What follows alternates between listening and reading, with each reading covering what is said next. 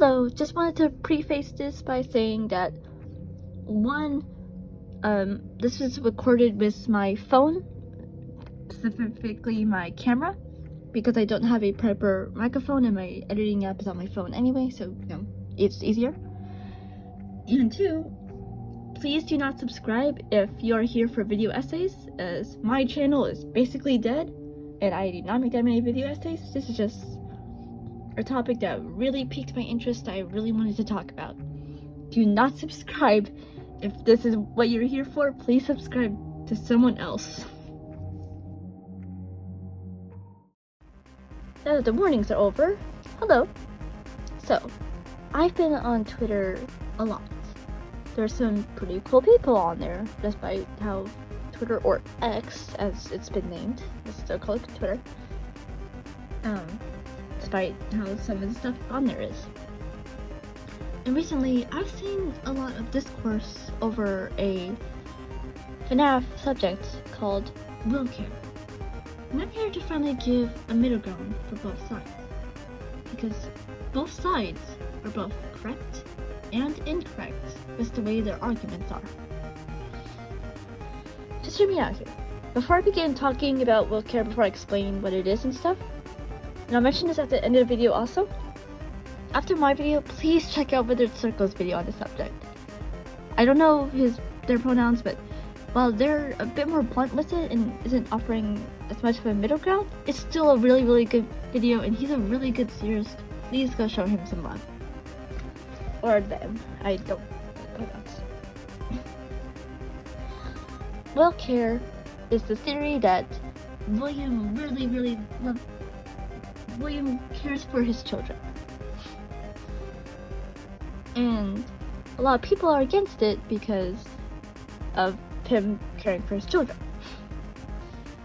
It's unfair to say he doesn't care about his kids at all. He does care at least a tiny bit. Just not the way a parent is supposed to. We see with Elizabeth that he tells her not to go near to Circus Baby.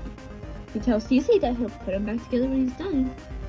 And in the movie, after he stabs Vanessa, his face does change for a couple seconds.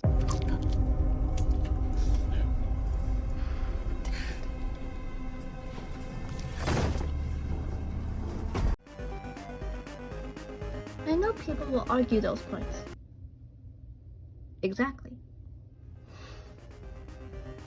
He only gave a verbal warning to Elizabeth not to go near the robot that she thought was really cool, when he could have just easily taken a couple minutes to, take her there himself, let her play with the robot, let her look at it, maybe let her get a balloon or something, and he could have just taken her back. She wouldn't have gotten hurt. And in the movie, after he stabs Vanessa, after his face changes, after a few seconds, he's right back going to getting Michael and Abby. And for Cece, I'm sure there's an argument there, I just can't think of it. So it's unfair to say he doesn't care for his children, but he also doesn't care for his children. A good comparison for this I can think of is tools. If you have a tool that works pretty well, you don't want it to break, right? That's how he views his kids. He views each of them as tools. There are 4 ways of thinking about this. For the African kids, someone else breaks your tool, the tool just breaks while you're using it, or you get rid of it yourself. For the crying child, Michael broke him. Michael took him over Fredbear, stuffed him in his mouth, and crying child got bit. For Elizabeth, technically she did break herself. It's not her fault that she died, because, again, William could have easily taken her over there, but he didn't, so it's not really her fault. And for Michael and Vanessa in the movie Vanessa, William broke them. He stabbed Vanessa in the movie, and in the games, he sent Michael to the rental bunker to find his sister, knowing the animatronics would probably mistake him for William, and possibly kill him for trapping them down there and torturing them. And we know in Freddy Fazbear's Pizza Simulator, the Captain has no problem attacking his son. And more on very fast, various pieces and you later. This is the middle ground that I'm proposing for the WillCare debate. WillCare believers are correct that he does, in a way, care. But people who hate it are also right because he doesn't care in the way he's supposed to. You know, he doesn't view his children as people. He views them as something to, like for movie Vanessa. She grows up and becomes a police officer and covers for his crimes. That's useful to him.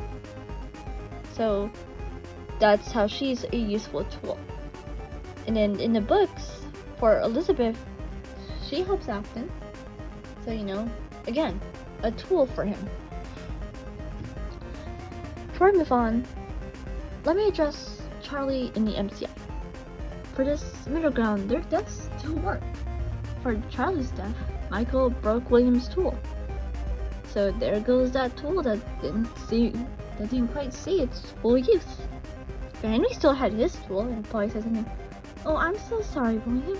If I lost Charlie, I wouldn't know what to do." You know, just trying to relate to him and comfort him a bit. So why not break Henry's tool? And let Henry feel what William felt about his tool breaking? So he killed Charlie as revenge for Henry still having her. To notice that Puppet Marionette acting weird. So he broke other people's tools to see why Puppet was doing that. Same for FNAF 2, the Children's Incident. And with the fear experiments, he stole other people's tools to see how different tools react to different things and what results they produce. I want to end this section by saying I saw someone on Twitter suggesting that we change it to Will Love. Actually, I saw 2 people suggesting it. Since, you know, like I said, it's unfair to say he doesn't care about his kids.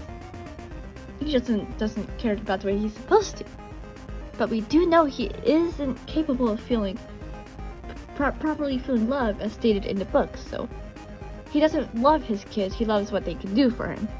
He cares for his kids, so Will Love is a lot better name for this than WillCare.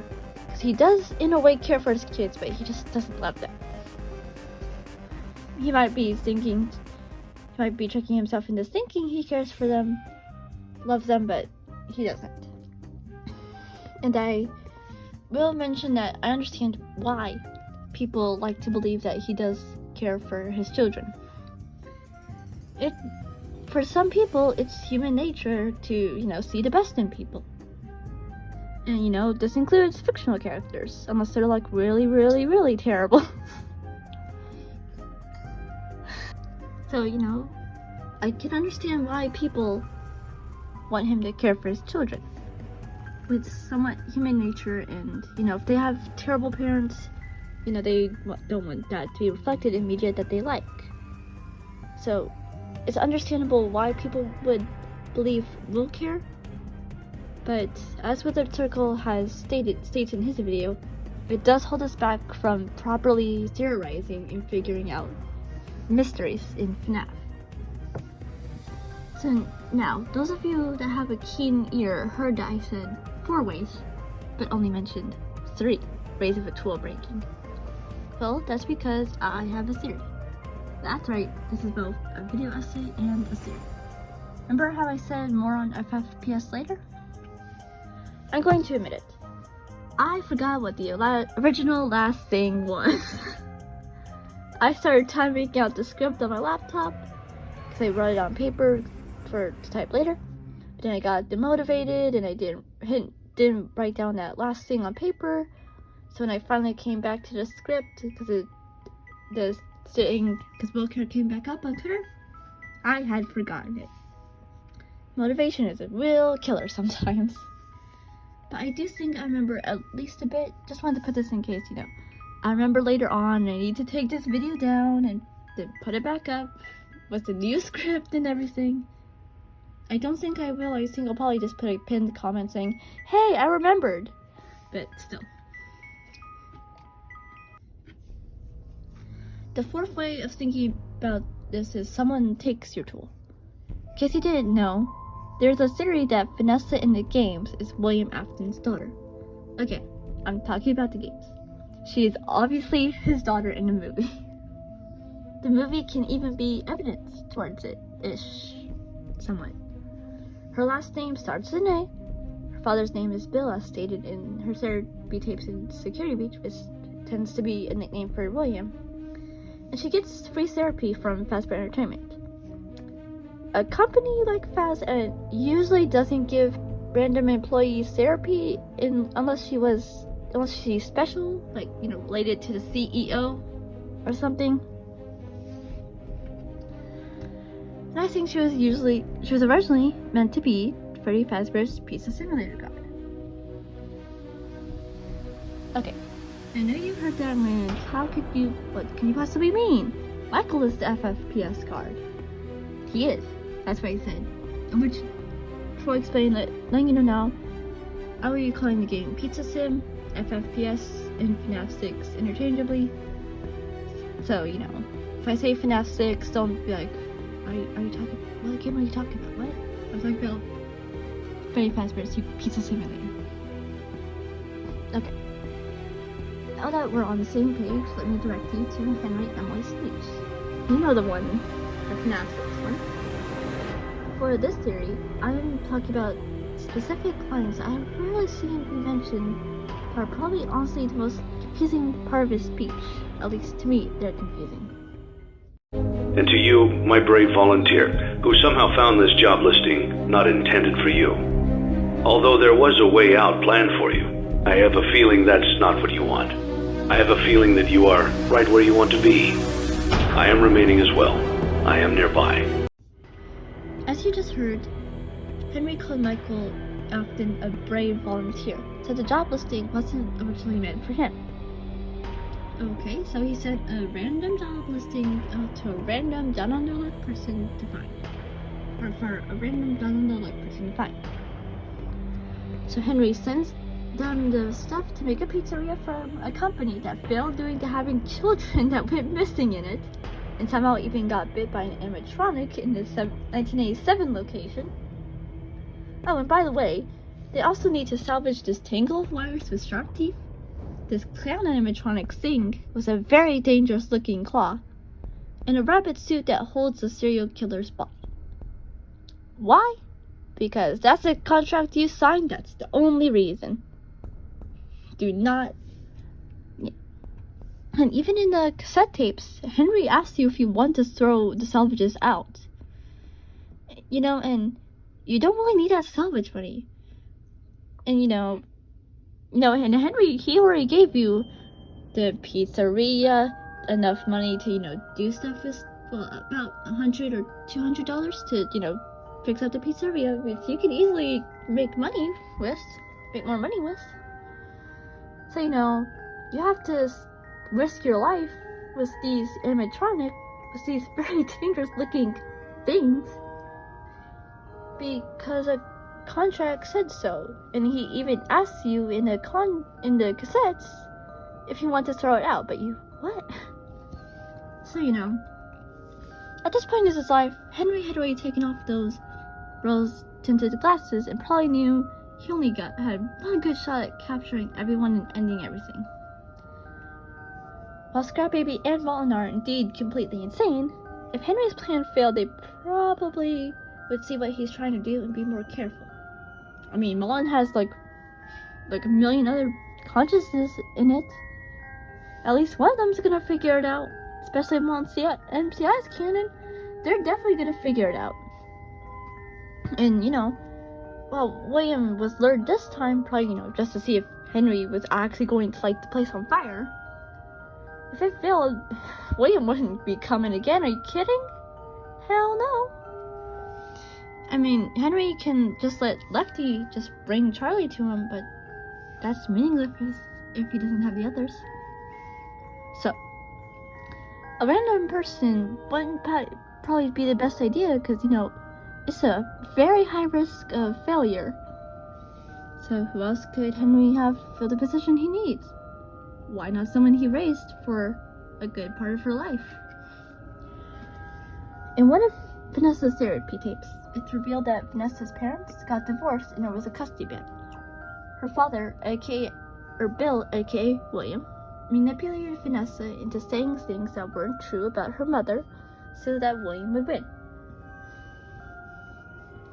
As a result, William won custody over Vanessa. It's implied that Vanessa's mother died by her own hands shortly after she lost custody. I hope you know which word I'm meaning to say. I just can't say it on YouTube.